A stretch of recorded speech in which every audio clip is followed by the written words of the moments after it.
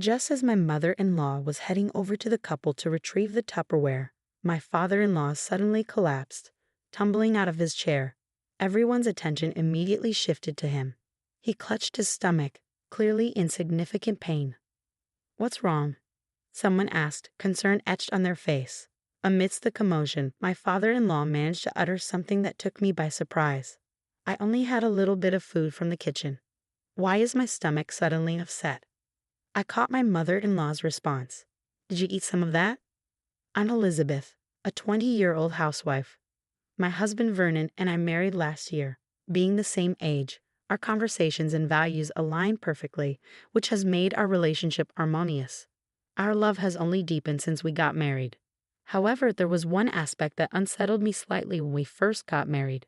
During our visit to my in-laws to offer our wedding greetings, I noticed my mother-in-law's rather traditional perspective. "When you get married, you come to live with us, right?"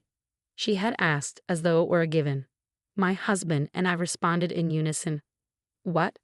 We both had no intention of living with his parents. My husband clarified, "No, we plan to live independently, just the two of us."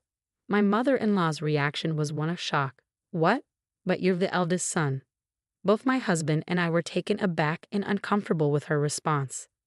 Sensing the tension, my father-in-law interjected, "That's an old-fashioned way of thinking. Do whatever you want, Elizabeth and Vernon." While that seemed to settle the matter for the moment, another issue loomed, worsening the atmosphere. Neither my husband nor I had planned a wedding ceremony. We preferred to avoid anything too extravagant and had discussed using the money for travel and other experiences instead. When I informed my parents about our decision, my mother-in-law's face turned a shade of green.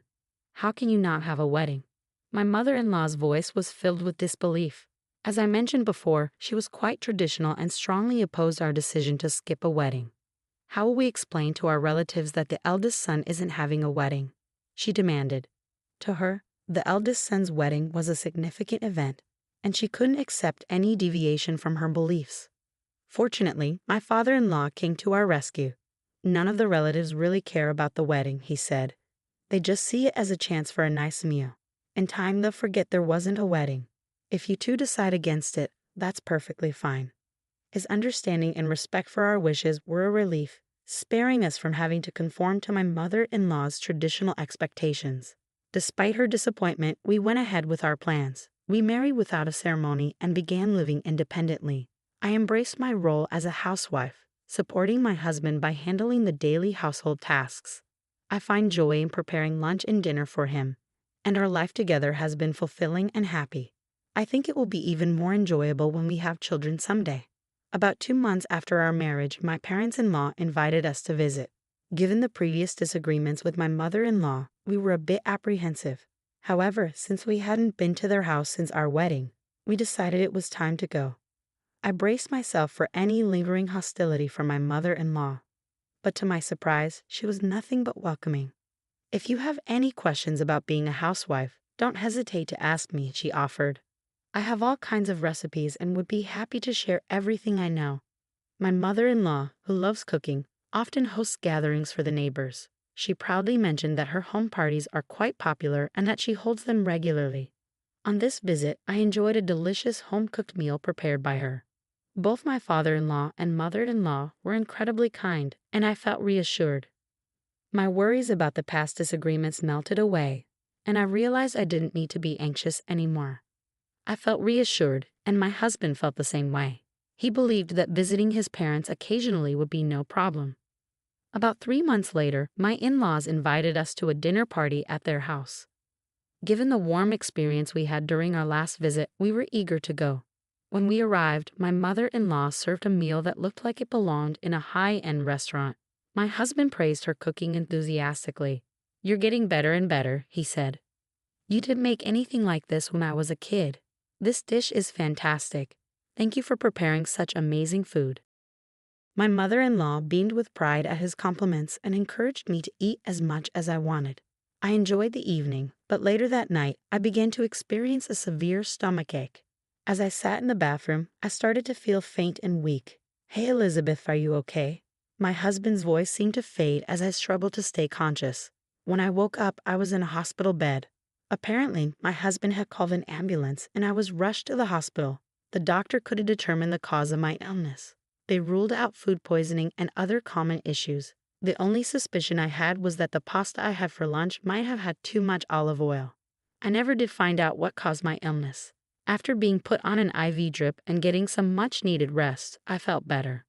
My husband and I went home and went to bed, puzzled by the whole experience. For a while, I was symptom-free, but 2 months later, it happened again.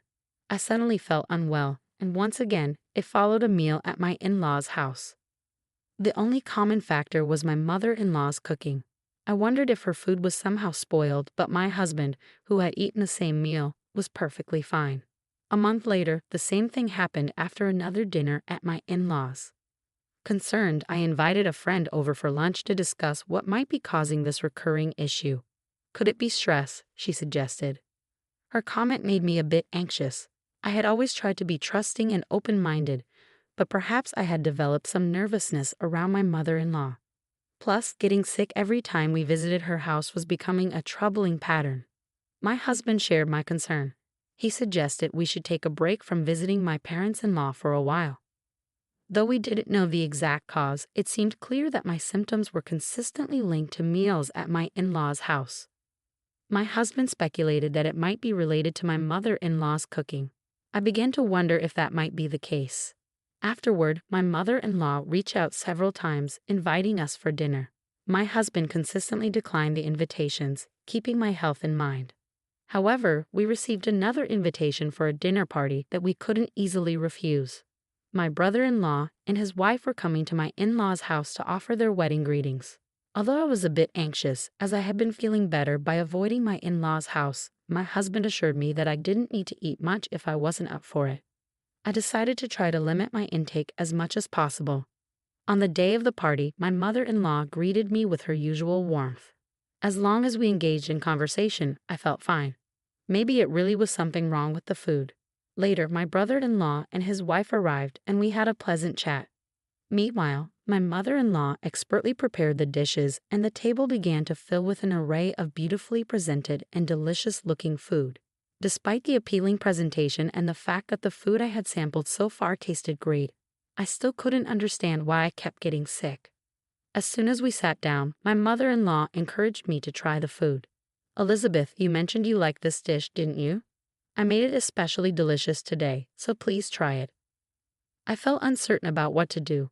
Just then, my husband interjected, "Elizabeth isn't feeling her best today, so let her eat what she can manage." My mother-in-law responded with a nonchalant, "Well." My mother-in-law set a small plate with a modest serving in front of me and asked, "This amount should be fine, right?" I was unsure of what to do when my brother-in-law spoke up. "Elizabeth, if you're not feeling well, you don't have to force yourself," he said. "I've already greeted you, so if you're feeling sick, don't hesitate to go home and rest."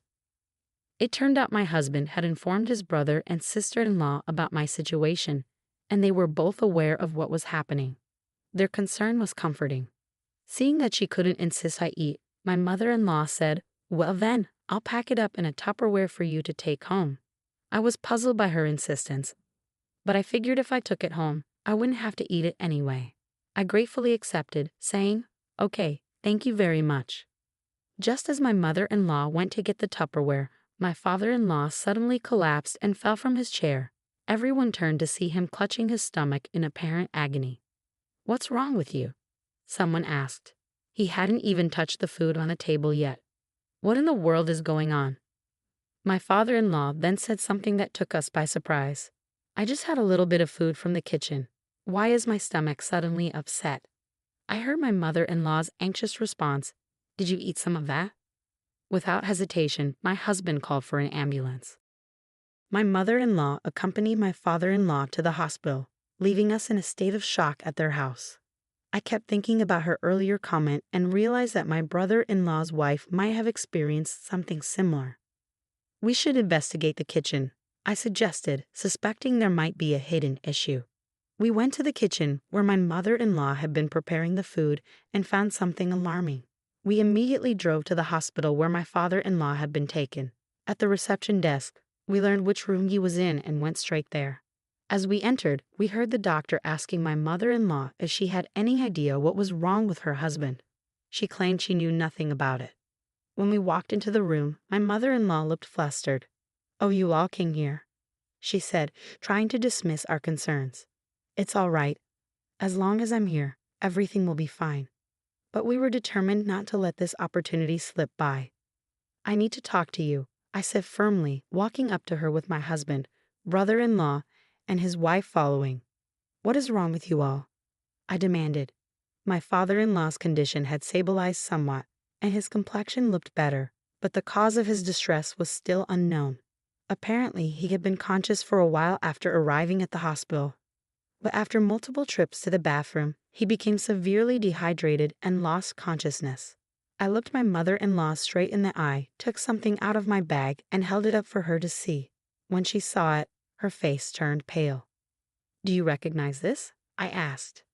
"Did well, what is it?" she stammered, feigning ignorance. "This is a laxative," I said. I couldn't understand why there were so many powdered laxatives in the kitchen. My mother-in-law fell silent at my discovery. The doctor, examining the situation, said, "It appears your father-in-law's symptoms were caused by ingesting a large amount of laxative. We'll run some tests to confirm. If we find evidence of laxatives, we'll need to ask him when he ingested them. If he doesn't know, it means someone else intentionally administered them, which could lead to charges of injury." My mother-in-law's face went pale with panic. "No, it's not like that," she stammered. "I didn't try to make him eat that food. It was just negligence." My husband, visibly upset, pressed her. "Then who were you trying to feed this to?" "It's not." My mother-in-law began to protest, but her voice faltered. "If you won't tell us, we'll have to involve the police and have them investigate," my husband said firmly. Realizing she had no other option, my mother-in-law confessed. "All right, I'll tell you. It was meant for Elizabeth. I intended to punish her by putting laxatives in her meal." "Punish me? What did I ever do to deserve this?" I asked, bewildered. "You're the reason my son has become a bad son," she said bitterly. "You didn't live with us, and you didn't have a wedding. It's all because of you persuading him to make these decisions. You're my enemy." Her resentment seemed unfounded and unjustified. My husband and I looked at each other, appalled. "Is this why you've been putting laxatives in the food I've been eating?" I asked. "It wasn't a lot of laxatives before," my mother-in-law insisted, trying to minimize her actions. "That's why you were fine." "Don't be ridiculous," I retorted. I was rushed to the emergency room. "How can you claim it wasn't a lot?" My husband and brother-in-law echoed my frustration, condemning her actions. "I can't forgive you for what you did to Elizabeth," my husband said angrily. "I'd be furious too if it were my future wife being treated like this." Both my husband and brother-in-law declared that they were disarming my mother-in-law. Her face contorted with fear and desperation as she begged them not to say such things. My father-in-law, who had been semi-conscious throughout the conversation, finally spoke up. "You've done a terrible thing out of ego. You should be arrested by the police. I'm deeply disappointed in you." "But even if you say that, you're not divorcing me, are you?" my mother-in-law pleaded. "That's not enough," my father-in-law continued. "You're going to pay Elizabeth $30,000 in damages, and of course you'll need to work for it. I won't be helping you in any way." "No, that's impossible," she cried. "I've been a stay-at-home mom all my life." "Shut up," my father-in-law cut her off. "If you don't accept these terms, I'll divorce you immediately and report you to the police." With no other options, my mother-in-law reluctantly agreed.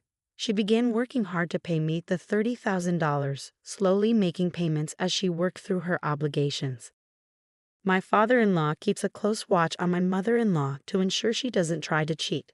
All of her salary is being used to pay the damages she owes me, and she looks quite overwhelmed. However, I believe she deserves it for the pain she caused. Meanwhile, my husband and I are living happily. Both my father-in-law and husband assured me that I don't have to see my mother-in-law again, which has brought me a great sense of relief. I know I've been through a lot, but with the support of my husband and father-in-law, I feel confident that I'll be okay no matter what happens. It's shocking to think that feeding someone food laced with laxatives is a criminal act. It seems extreme for a mother-in-law to act so maliciously without hesitation. I often wonder how my father-in-law ended up married to someone like her, though it seems the two sons turned out to be decent individuals. Although the truth of her character remains unclear, the punishment she is receiving feels appropriate. I hope she works hard to repay the $30,000 and that my husband and I continue to live happily